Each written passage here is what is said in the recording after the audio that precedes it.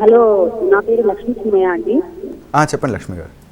గురుత్వాకర్షణ సిద్ధాంతం, ఆకర్షణ సిద్ధాంతం రెండు ఒకటేనా అని అడిగాను. అవును. ఇప్పుడు మీరు మనం రాయి పైకి వేయడమే ప్రయత్నం అని చెప్పారు. హలో. అవునండి అవునండి. అంటే మనం సంకల్పం చేయడమే ప్రయత్నమా? అంతే కదండి. మీరు ఇంతమంది కష్టపడి పని చేస్తున్నారు, అది కొంచెం క్లారిటీ ఇస్తారా? షూర్ అండి. ప్రయత్నము అంటే సంకల్పం చేయటమే, ఆలోచన చేయడం. మరుక్షణము యూనివర్స్ దాన్ని తీసుకుంటుంది, దాన్ని మెటీరియల్ చేయడానికి ప్రయత్నం చేస్తుంది. ఇంతమంది చేస్తున్నారు కదా సంకల్పాలు, మళ్ళీ వాళ్ళకి అవ్వట్లేదు అని అంటే నిజంగా ఎక్కడ జెన్యూన్ ఉండదు. ఒక సింపుల్ 100 మెంబర్స్ ఉన్నారు అనుకోండి, అందరికీ ఒకే క్షణంలో ఒకే సమయంలో దాహం వేయడం అనేది జరుగుతుందా? వారి వారి ఆహార విధానాలు, వారి యొక్క శరీర విధానాలు, వీటిని బేస్ చేసుకుని ఆధారపడుతుంది. ఈ భూమి మీద ఉన్నటువంటి 99% ఆఫ్ పీపుల్కి డబ్బు అనేది అవసరమా ఉందా అంటే అంతకు ఎవరికి ఉండదు. 5% పీపుల్కి మాత్రమే డబ్బు లేదా ఎక్కువగా సాధించుకోవాలనే తపన ఎక్కువగా ఉంటుంది. ఎందుకు మిగిలిన 95 మెంబర్స్ నార్మల్ మధ్యతరగతి కుటుంబాల్లోనూ లేకపోతే పేదరికంలోనూ ఉంటున్నారు?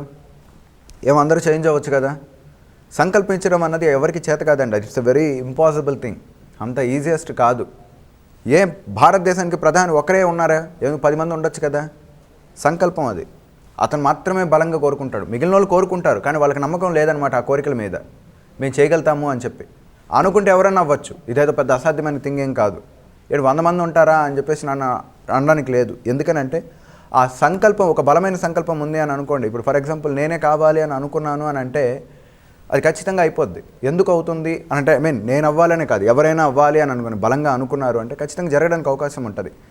ఈ బలమైన సంకల్పం ఉంది చూడండి, ఇక మిగిలిన వాళ్ళని సంకల్పించకుండా చేస్తుంది. అది దానికి అంత శక్తి ఉంటుంది. ఒక బలమైన సంకల్పము ఇతరులను కూడా ఆ కోరికలు రానికుండా కూడా ఆపేయగలుగుతుంది. మనం ఎంత స్ట్రాంగ్గా నమ్మాము అనే దాని మీద ఆధారపడుతుందండి. ఇక్కడ స్ట్రాంగ్గా నమ్మటం అన్నది ఇక్కడ చాలా ఇంపార్టెంట్. మీరు ఎంత బిలీవ్ చేసే కెపాసిటీ ఉంది అనే దాన్ని బట్టే మీ కోరికలు నెరవేరడం అనేది జరుగుతూ ఉంటుంది. కానీ దురదృష్టవశాత్తు మనకేంటనంటే ఎక్కువగా నెగిటివ్ని బాగా నమ్ముతాం మనం. ప్రాబ్లం అంటే పాజిటివ్ కంటే.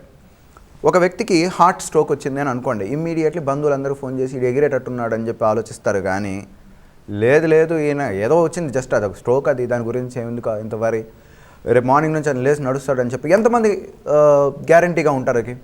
ఒక వ్యక్తి క్యాన్సర్ వచ్చింది, అయిపోయింది, ఇంకంతే, మనిషి ఇంక బతకడు. ఇక్కడ నుంచి స్టోరీలు అల్లుకునేస్తారనమాట. లేకపోతే ఏం చేయాలి, కర్మంత్రాలు ఎలా చేయాలి, పిండ ప్రదానాలు ఎక్కడ పెట్టాలి, ఈ రకమైన ఆలోచనలు చేసేస్తుంటారు స్టార్టింగే. ఇంకా వాళ్ళకి అదే అవుతుంది. అలా కాకుండా నెక్స్ట్ ఇవన్నీ ప్రతి 100 మందిలో వస్తూ ఉంటుంది. ఇదేదో పెద్ద ప్రాబ్లం కాదు, రేపు నేను ఇట్లా ఉండాలి, నేను అక్కడికి వెళ్ళాలి, ఇక్కడికి వెళ్ళాలి, ఇవన్నీ చాలా చేయాల్సింది ఉంది అని చెప్పేసి ఎంతమంది ఆలోచిస్తారు? ఏదైనా ఒక సమస్య వచ్చిందంటే ఇమీడియట్లీ ఆ సమస్య లోపలికి వెళ్ళిపోయి కృంగిపోయేసి బాధపడిపోయేసి అయ్యో నా జీవితం మొత్తం నాశనం అయిపోయింది అనుకునే వాళ్ళే ఎక్కువగా ఉన్నారు. అంతేగాని 100లో ఇదొక ప్రాబ్లం, దీని గురించి ఎందుకు ఆలోచించేది? జీవితం అడుగడుగున ప్రతి క్షణం ప్రాబ్లమే కదా. దాన్ని జయించుకొని వస్తున్నప్పుడు ఈ ప్రాబ్లం ఎంత, ఈరోజు కాకపోతే రేపు సాల్వ్ అవుతుంది అనే ధైర్యం ఎంతమందికి ఉంటుంది? అదండి సంకల్పం అంటే. ఆ సంకల్పాలు మనకి లేవు. కాబట్టి ఏంటనంటే మిగిలిన వాళ్ళకి ఎందుకు జరగట్లేదు? అందరూ కోరుకుంటున్నారండి డబ్బు సంపాదించాలని చెప్పి, అందరూ కోరుకుంటున్నారు మంచి ఫ్యామిలీ కావాలని చెప్పి. రేషియో ఆఫ్ థాట్స్ అనమాట. పాజిటివ్ థాట్స్ ఎంతసేపు చేస్తున్నారు, నెగిటివ్ థాట్స్ ఎంత చేస్తున్నారు, తక్కిన శుద్ధంతం అనేది ఉంటుంది. మీరు ఎంతనా చేయండి. ఒక అద్భుతమైనటువంటి కోహినూరు వజ్రం 100 గ్రాములు ఉంది అని అనుకోండి, దాన్ని మనము ఒక తక్కెడలో పెట్టాం. 2 కేజీల పేడ ఇంకో దగ్గర పెట్టాం. తక్కెడ పేడనే సూచిస్తుంది కానీ కోహినూరు వజ్రం అబ్బో దీని క్వాలిటీ గొప్పది, ఇది శ్రీకృష్ణ దేవరాయల కాలం నుంచి ఉంది, లేకపోతే గోదావరి ఖని దగ్గర దొరికింది కాబట్టి దీనికి మంచి లైఫ్ ఉందని చెప్పేసి తక్కెడ ఇటు తూగదు, దీన్నే తూగుతుంది. ఎక్కడ బరువు, ఎక్కడైతే ఎక్కువగా క్వాంటిటీ ఉందో దాని వైపే సూచించడం జరుగుతుంది.